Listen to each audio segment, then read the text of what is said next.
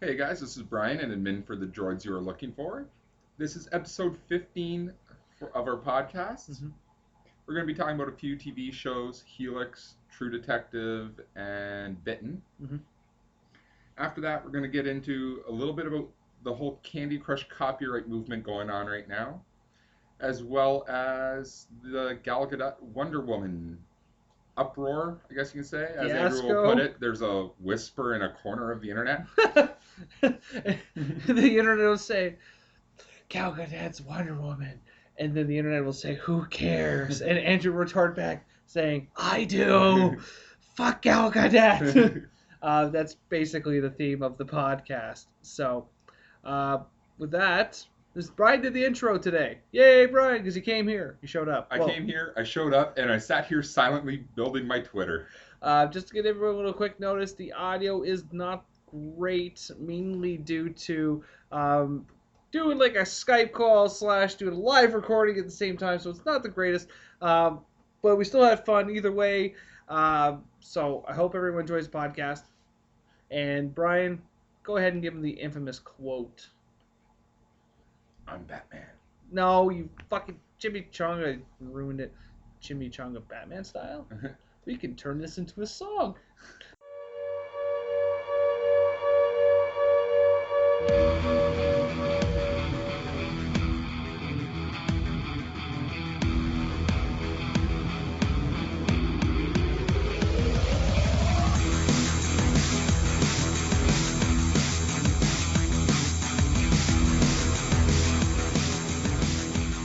I'd like to have a calm discussion on this topic. You think we can manage that? Memo to Justin Bieber. For the young celeb, life is a banquet of free food. What they didn't tell you is that you are often the last course. Oh. Okay.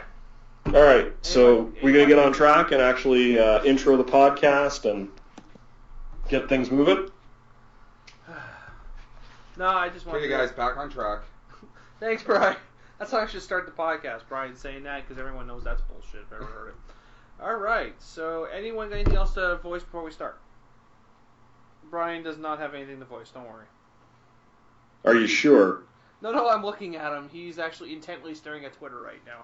Okay. He opened his It's eyes not to that I the want world. to voice, but when I came downstairs, you guys were talking about that new I, Dracula movie? I, Frankenstein. Or I, Frankenstein, sorry. Yes. The new movie coming out that I really want to see, as stupid as it sounds, What? the Lego movie. That actually does look pretty good. It's one of those ones you just watch in a room by yourself, so no one Fuck knows. that, you. I'm going to the Tuesday matinee to see it. Okay. Rain or anything? Nope. Alright, let me finish scratching my leg here. Oh my god. I'm just about to post up the iFrag. Okay. I see it. You there? Oh, excuse me. Yeah, I'm I'm here. keeping that in. Yeah, you're cutting out there. Awesome. Well, you weren't until there. I don't know if you were burping or punching a midget, but either way, Yeah. your audio There's cut. a midget around here somewhere that I had to punch.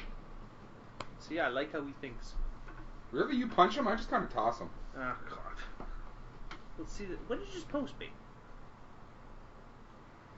I posted a review. Aw. Sony, why innovate when we can duplicate? Oh, that one. That's true, though. That is. That Yeah, is but so different- true. But the difference between Sony and Nintendo, We make it better. I found the PlayStation Move to be a lot more responsive before I sold it. But anyways. Oh, you sold it? Yeah, I got rid of it. I think it was garbage. So welcome to the Droid You're Looking For podcast. Brian's back. No, I'm not. Yeah, everyone sighed in joy over that one. And today we're going to be going over episode... What podcast episode we at? We 15 now? This is 15. Yeah. 15. A little bit different arrangement today. Rainer is unable to make it, and Baker's car would not start. So we're going to do a little thing remotely. Brian's not remote. Unfortunately, he's right beside me. So... I'm really sorry about that smell, man. Oh... You know, I I know, Baker, you should shower. I can smell you from another town. Oh. Rainer had a comment. I'm staying out of this one now. Real. It almost opened like episode 14 where Baker just minded his own business. So me and Rainer had a back and forth. He goes, I know better to stay out of this. All right. So this week we're going to discuss some new TV shows. 3 to be exact. Rainer's going to take Helix. Baker's going to take Bitten. I'm going to take True Detective. And Brian's playing Comic Relief. So he's doing a bad job already. I know he is. Oh, Christian Stewart, shut the hell up. God. All right, so take it away, Rainer. Tell us about Helix, because I know I've tried watching Helix. I couldn't even finish the first episode. I don't know what it is. Maybe I was mind numb to the whole situation, but I just could not get into the show. But really, I stopped watching it. They actually aired the pilot as well as the second episode in one. Personally, it's mostly because I really enjoy the any concept of people playing God and then immediately regretting their decisions, because to me it's karma being like, you just tried to fuck with universal everything and now we're getting you back kind of thing in a horrible, horrible way. The character development is happening actually very quickly. You find that the lead guy from the CDC and the main one who got infected at the base, that their brothers, his ex-wife cheated on him with his brother, and their father was an alcoholic, and so it's going into character development really quickly. But what is actually going on there is it's going on every episode. You find something new. Obviously, that's what is supposed to happen, but it's roping me in. I'm actually really enjoying it.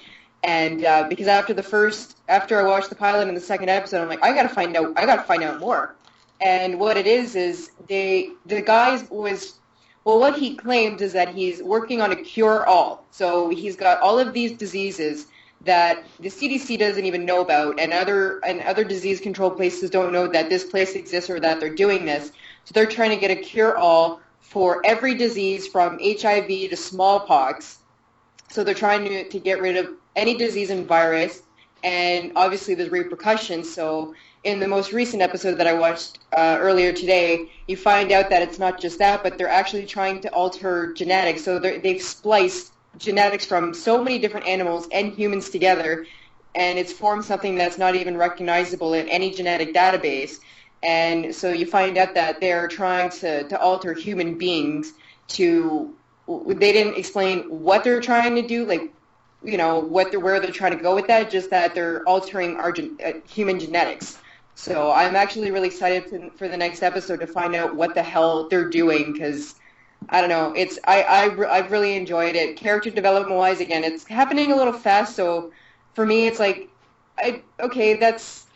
that's happening fast. So I'm not so much concerned about them because I know what's going on. Like, you find the one girl has a tumor, so it's like she has tremors, and then the next episode, oh, she has a tumor. Okay, it's not something that they're building up to. They're only building up to what's happening there. So, but at least that's keeping me in. If it was just character development, I'd be like, well, that's happening way too fast. Like, usually they take a few episodes before they explain something that is going on.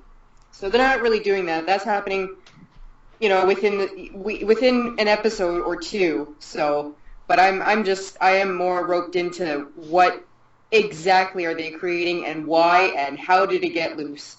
So I recommend watching it, but again, it's not for everyone. But I like the people who try and play God and get their asses kicked by the virus.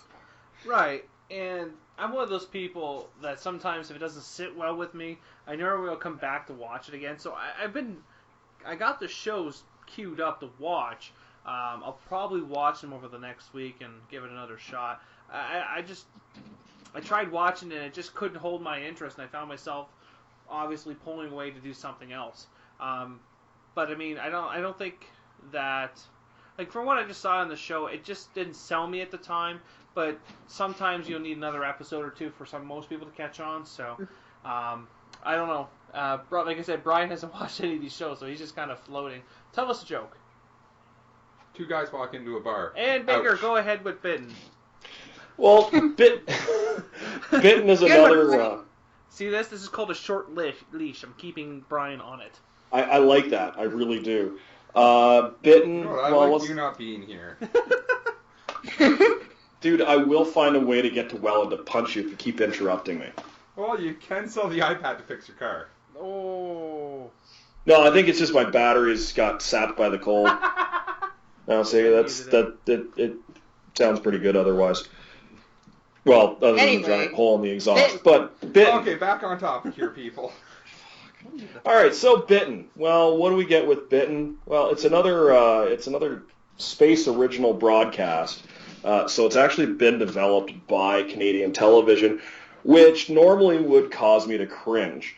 But they've had a recent good spat of shows coming out lately. Continuum, Lost Girl, both of which have received critical acclaim and had, I think 2 and 4 seasons now, respectively. So, good on Canadian TV. Bitten, however, I don't know. I'm only 2 episodes in. I haven't had a chance to watch the 3rd episode that's come out. And it's striking me as something that might get a pass after if it doesn't pick up soon. Starring Laura Vanderhoot, which most of you will know from Smallville. She was Supergirl. But other than that, we've got a great big cast of nobodies, mostly Canadian actors and actresses that who do well in their own right. But we've got a lot of lazy writing and a lot of sex sensationalization to get people to watch the show. The very first scene of the pilot episode is Laura riding her boyfriend. So it just kind of grabs you right away and says, hey, look, we're going to have sex on this show. Watch us. The story so far hasn't been overly enthralling. There's some family drama that you could liken to Vampire Diaries. There's some outcasts and misfits that, again, you could probably liken to Vampire Diaries. If I had to really give this show any kind of real qualification, it's Werewolf Diaries with more sex. Which is really disappointing. I was kind of hoping for something that had a little more drive, a little more story behind it. Werewolves are one of my favorite mythological creatures from the horror genre. And this, really, it's not a new take. It's not an old take. It's just kind of we have to stay hidden from the humans. And this, evil person is going to expose us. We have to stop him. I don't want to be a werewolf. I want to be a real girl. All themes that have been explored to death in multiple movies and television shows in the past. So it's not breaking any new ground. It's not giving you a great story to kind of keep you entertained. It's just there with tits and ass and yay. You sound very enthralled. I think it's just because I was expecting a little bit more based on the recent success of Canadian television shows in the science fiction and fantasy genre. That could be it. But this feels like something the CBC would produce as opposed to something that has been produced by an independent Canadian film company. And that's not to knock the CBC. I mean, they do some great sports and news, but their drama has not sold very well. I think the only thing the CBC would have done different with this is there would have been a lot less sex. Well, the problem, it's not very much of a problem, but it's been happening, and I think we touched on it lightly last week, is that a lot of network TV series are trying to be a lot more racier and push the boundaries, and I don't know, when I heard about Bitten and then I just kind of saw the layout, I'm like, holy shit, it's Vampire Diaries with werewolves. How original. Like, have we reached the end of the world where we're just out of ideas? Because some days it really does feel like it, that we're just recycling the same junk every week. We do recycle a lot of stories. I mean, if you take a look at certain stories throughout history, they've been retold over and over and over and over and over and over again. Yeah. I mean, Star Wars is a great example of a combination of a whole bunch of different myths throughout the ages coming together in a science fiction space opera. But are we running out of ideas? I think we ran out of ideas like 30 years ago. We're just running out of good ways. We're starting to run out of good ways to retell those ideas. But the problem is how much can you really do with vampires, werewolves, anything like that. Again, even Helix. How many stories are there about people trying to play God and they get, kicked in the ass? But it's not so much about recycling or reusing any other people's storylines. It's about making something that grabs the attention of people. I mean, how many vampire movies are there? How many vampire shows are there? But they all most of them do something different to keep the audience in. It's not so much about the creatures that are in it, but how the writers are and what they're doing to keep people roped in. As I mentioned last week, I would have never given vampires a shot if Tard hadn't asked, and it's because of the name Vampire Diaries. Can you not throw any more estrogen in that name? I mean, seriously?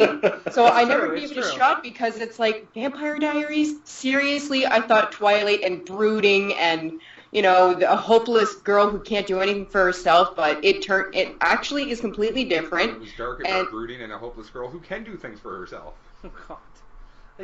Just, I don't know. I try not to... It's not published if she can do things for herself. I think the show... To go back to what I'm saying, it's bad enough that my girlfriend compares me to a character named Damon that doesn't even exist every freaking week when she watches. I'm like, stop comparing me! Now I feel like what Rick used to do when his girlfriend would watch Sons of Anarchy and Jax would come on. That's what he would say every single time.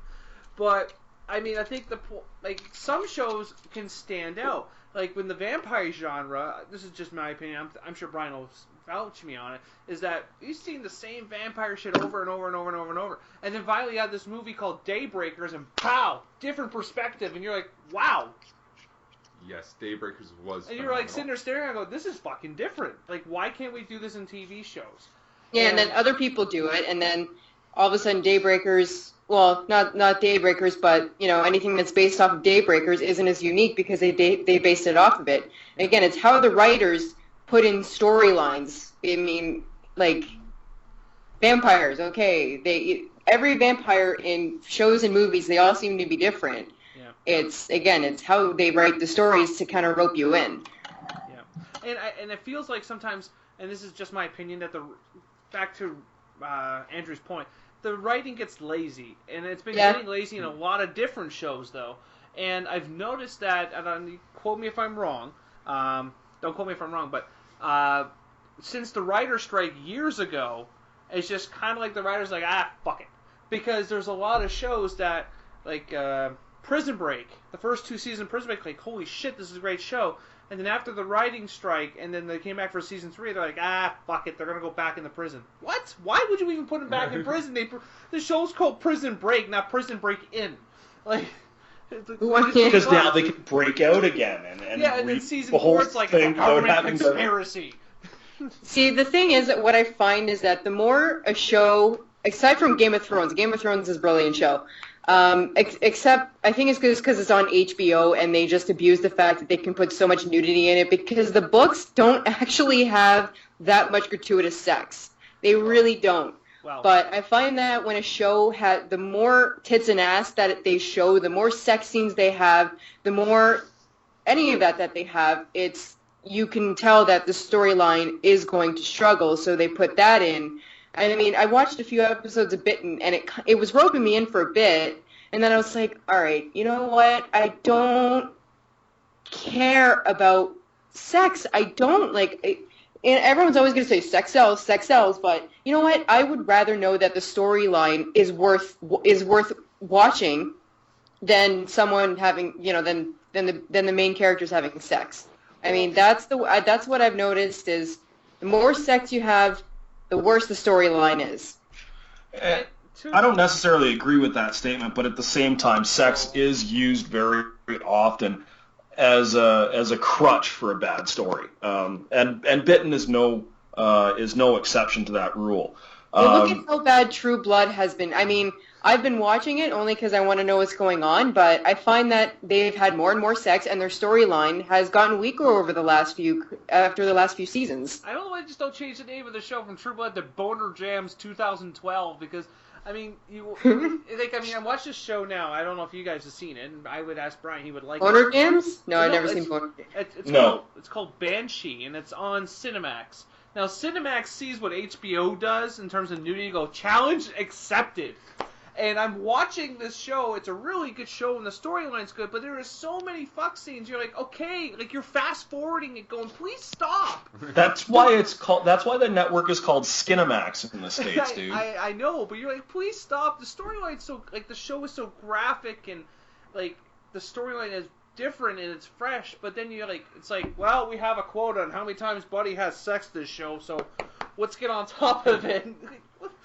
But I guess I'll rope back because we had a weird sex rant. I never thought in my life that we would all have this conversation about sex on a podcast. Well, you had to learn about it sometime, Todd.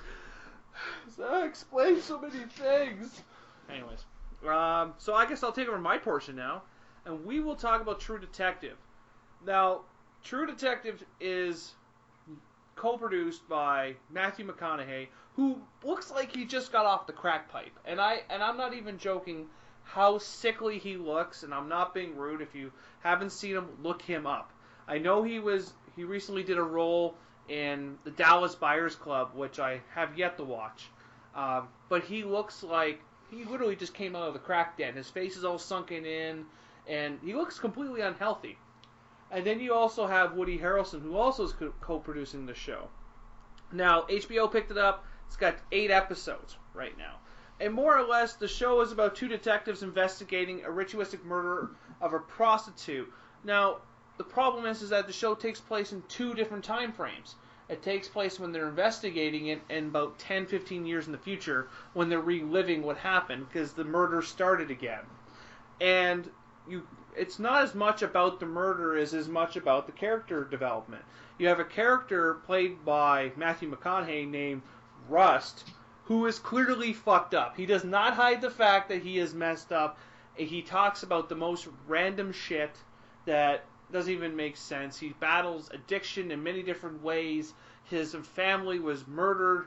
He just has a lot of pain, and he doesn't know how to project it. And Woody Harrelson is the greater good cop who also has a skeleton in his closet, where his character is all about having a lady friend, and he has his own family, he has his kids, he has established life, but he's also trying to hide this life. Now, when the show aired, they actually got a lot of views, but it did come down on the second episode, which is expected. Now, 2 episodes in, it's hard to say, is this going to be a reoccurring show on HBO? I want to say yes, because the show is really well done, the script is very well written, and it's not that graphic. And what I mean by that is the murderer has this fantasy of killing deer beasts. I don't know. He likes putting antlers in their heads. I don't know. That's his own business. I'm not judging him. But they haven't really shown anything beyond that. And they spend so much time in the first 2 episodes building up Matthew McConaughey's character and hiding all the skeletons in Woody Harrelson's character that you're not really concerned about what's going on with the serial killer, which typically in these type of shows, that's what they spend their time on, is the kill. And it's totally getting away from that. So would I suggest this show for people to watch? I say give it a shot. The acting is very well done, and Woody Harrelson and Matthew McConaughey completely complement each other. They have fantastic banters, and they work together very well. But as it stands right now, it airs every Sunday night, and it's going to go straight to March the 9th. And it's only an 8-episode season, so this is a huge gamble for both of them because they're both throwing their own money into the pot for this. So the reception, though, it's getting fantastic. They have 88% of Rotten Tomatoes. They also have they've been scored of 8.5 out of 10 out of 56 reviews. So they believe that the show will do well, but from my standing on how the storyline is going, I don't see a second season. It feels like this is just going to be like a little mini-series pop. Kind of like Banner Brothers as an example. So I would like to see 2 seasons out of it, but the way how the show is being shot, it's kind of difficult to tell where it's going. But that is True Detective from my standpoint. Yeah, I think I agree with you on all of that. The graphic violence and even the graphic sex for an HBO show is pretty minimal, which is surprising because they normally play that card as much as they can to keep people interested. But the cast that they've got, I mean, you've got Matthew McConaughey, you've got Woody Harrelson, obviously, who are both incredible actors in their own right. But they grabbed Michelle Monaghan to be Woody Harrelson's wife. And the girl from Percy Jackson, that's the only place that I remember her from as his mistress, who was actually pretty decent in the couple of minutes that she was on screen. So who knows? Maybe she'll have a career after kids movies. And that's quite possible. I think maybe it's because McConaughey and Harrelson kind of hold the ball in one hand because they're producing it.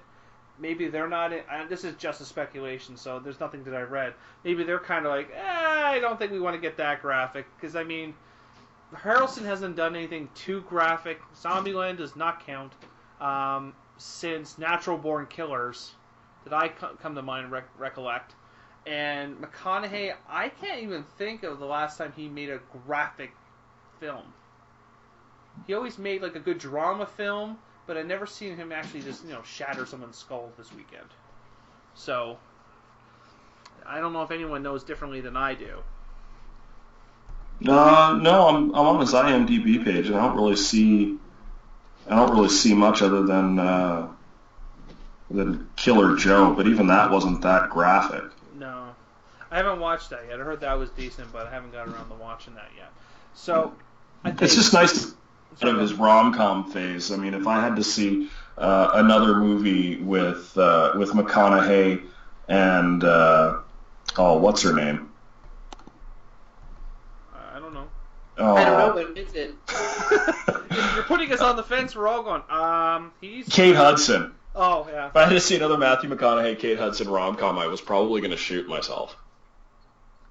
I don't know if you're on his page right now, I don't know if anyone sees it, but it bothers me how sickly he looks. It really does. I saw it. And I know he did it, but you know what? I give him props for that, because there's one other person that comes to mind that's willing to do shit like that, Christian and that's Bale. Christian Bale. And right now he's up for, got a Golden Globe Award for Best Actor for Dallas Buyers Club. I keep hearing that's really good. I just downloaded it. I haven't watched it yet.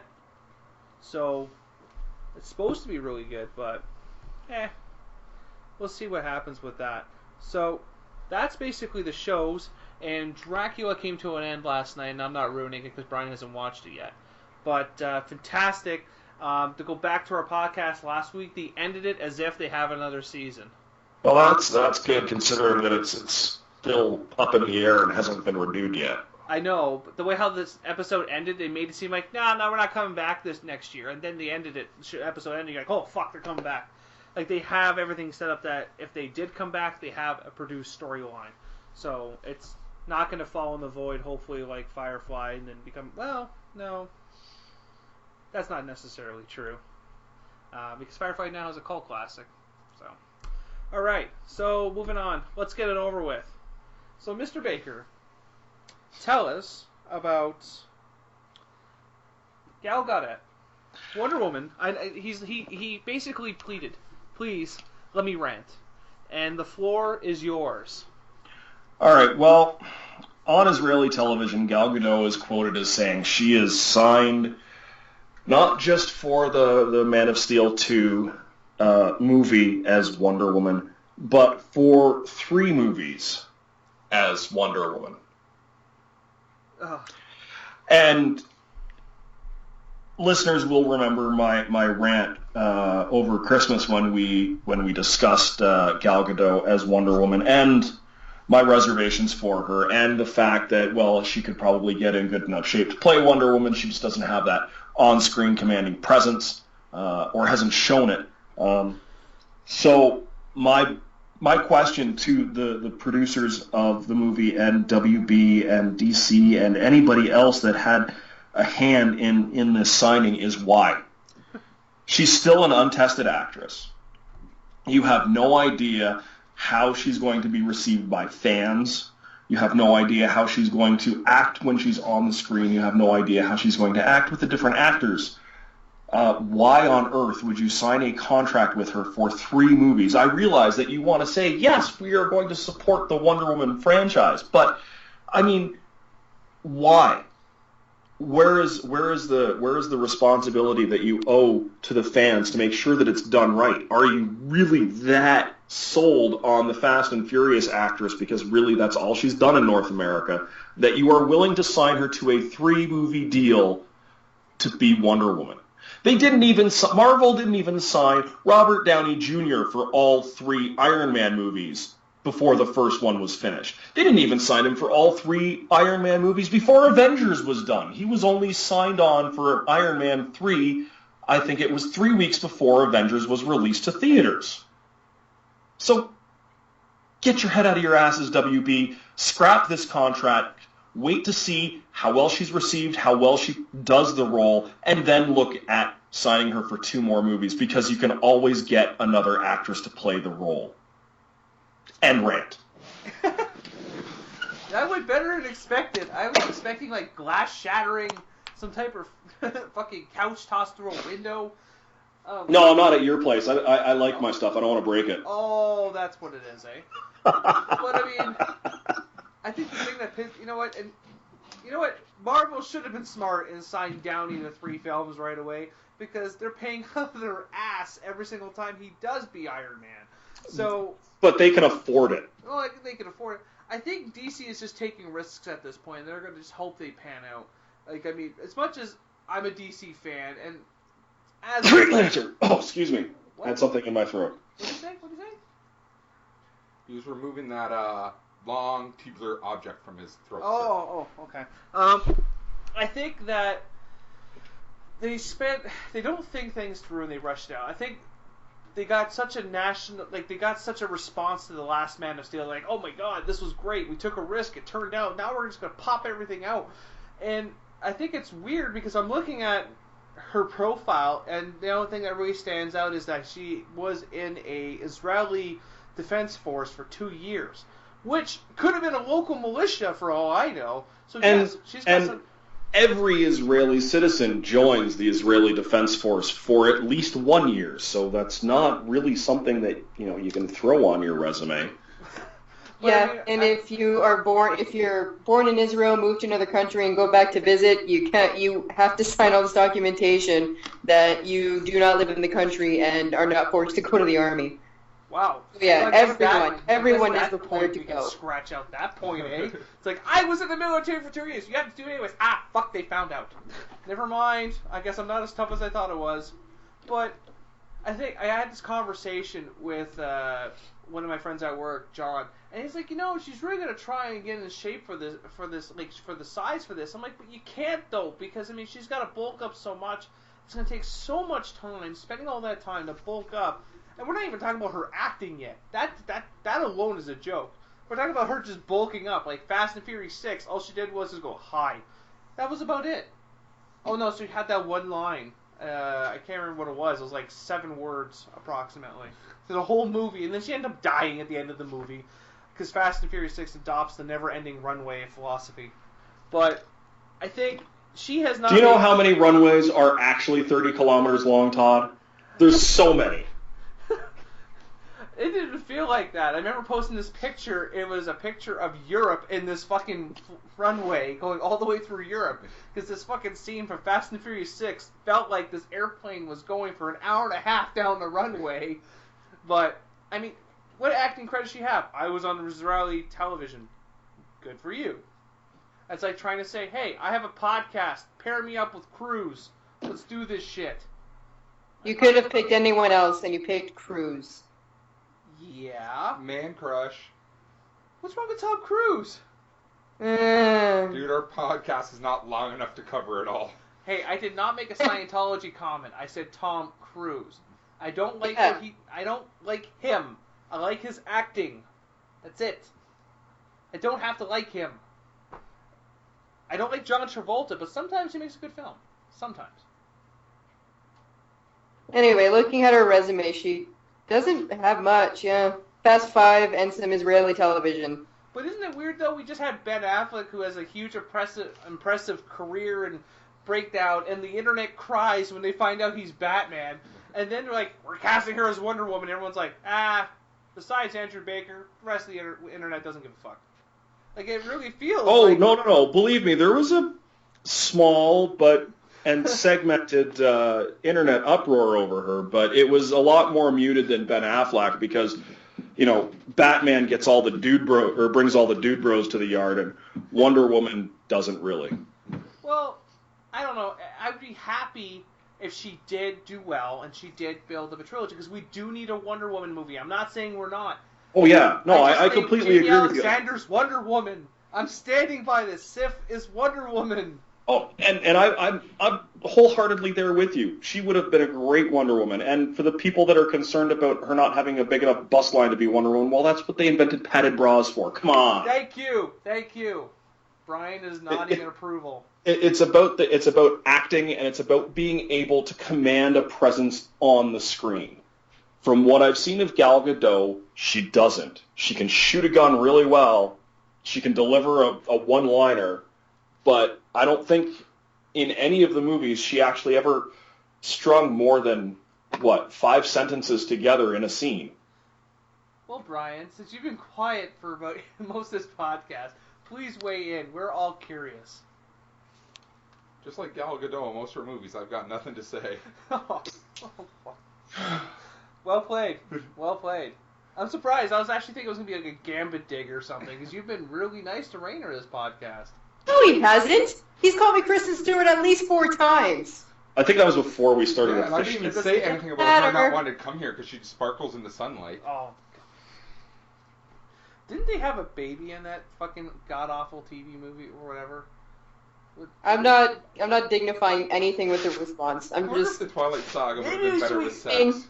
You know what? Just for Kristen Stewart / Rainer, we should probably watch all the Twilight movies and then sit there after we watch it and ask her questions why she made these decisions. As you know, because you made fun of me relentlessly for years about this, one of my ex-girlfriends I was with when Twilight first came out had that movie on repeat on the DVD player for weeks.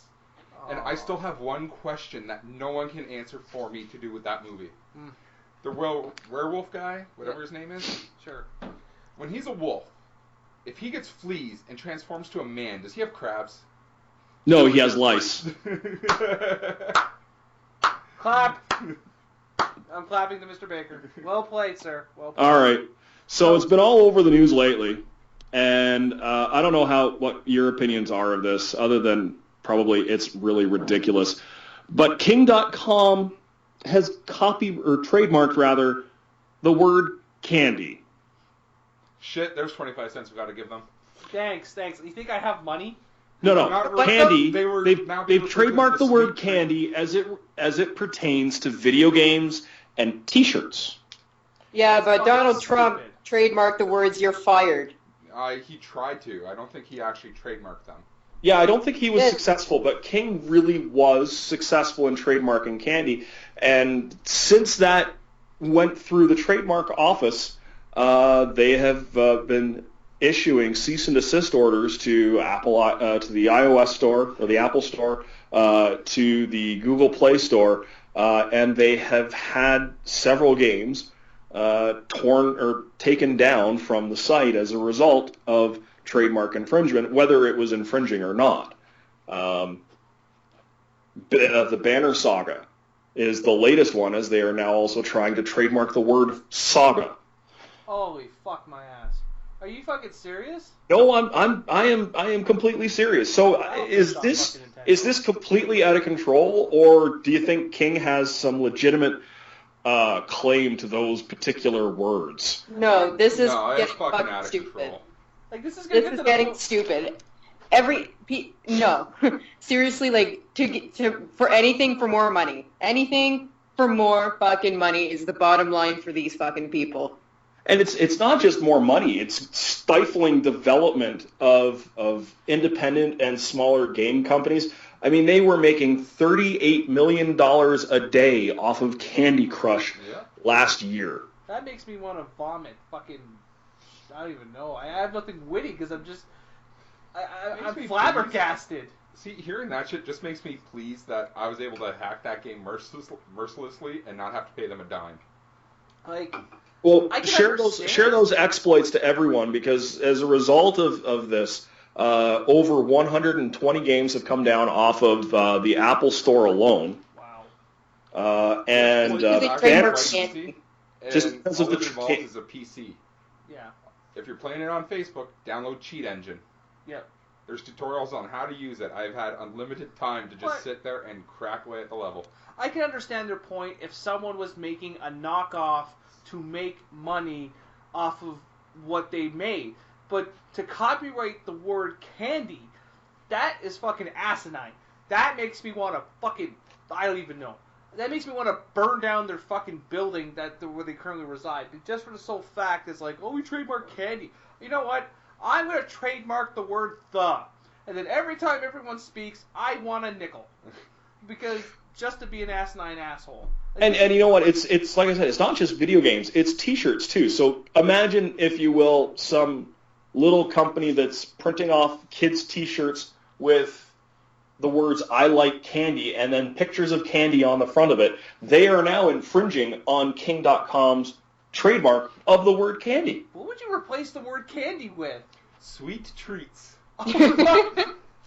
I'm trademarking that. So if I name the episode of our podcast today of Candy Crush is gay or something stupid. No, and we'd be fine. I have to blot out. I should just blot out the word candy. No, because it's not on a T-shirt or a video game. Yeah, we're What safe. if we got popular? Even if we got popular, we're fine, because we are not a video game, and it's not on a printed T-shirt. What if we Yeah. got So I want candy to change line? the name of our podcast now to "We Are the Candy You Were You're Looking looking For." We are the candy. But it'll be expletive. So it'll be like C and then the @ symbol, the number symbol. Like, fuck you, you can't sue us. We blocked it out like a swear word. Yeah, but the thing is, I'm not high up on copyright laws at all. But do they only copyright the spelling Candy? Yes. Great. I want to make a complete clone and call it Candi Crush. Or IE. Or IE. Oh, shit, we can do this all day. I'll be honest. I'm not Let's really just say sure. bonbon. Let's just go French and say bonbon. Done. I'm half French and I don't want your I just kind want to around sit down with the when they brought it up to, like, if it was like a judge ruling or whatever, and they're like, we want to copyright the word trademark, and the judge is like, okay. Like, what do you, I want to How copyright the word trademark so no trademark company can use it. how did the person involved who says this is okay go, okay, that sounds great. I have no For those who idea. can't see it, I'm They making the greased- gesture for money. They obviously greased this person with money, like, hey, I made $3 million yesterday, you can have it. Fuck, candy is yours. Did you want anything else? Did you? Can we How have about soccer soft too? nougat? Oh God. Or, you know what, we're gonna copyright chocolate too while we're at it. Or make sure these fuckers can't come at us in any angle.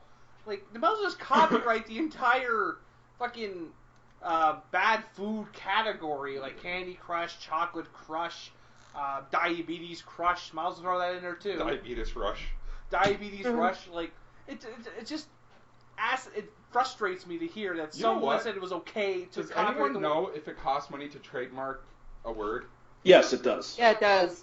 I want Does to it- trademark the word crush when it comes down to video games. Just to piss them off.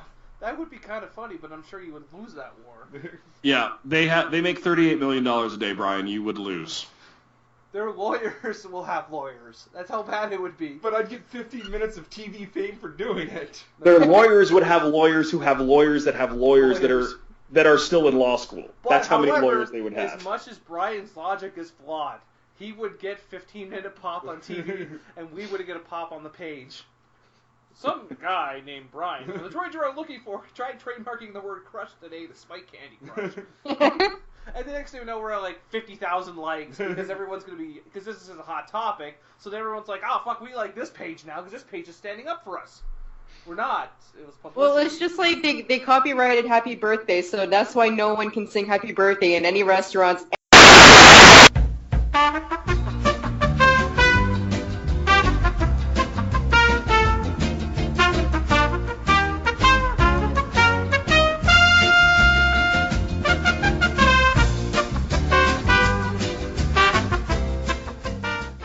Yeah, so lesson learned today, if anyone's wondering what's going on, do not ever mention the words Happy Earth Day.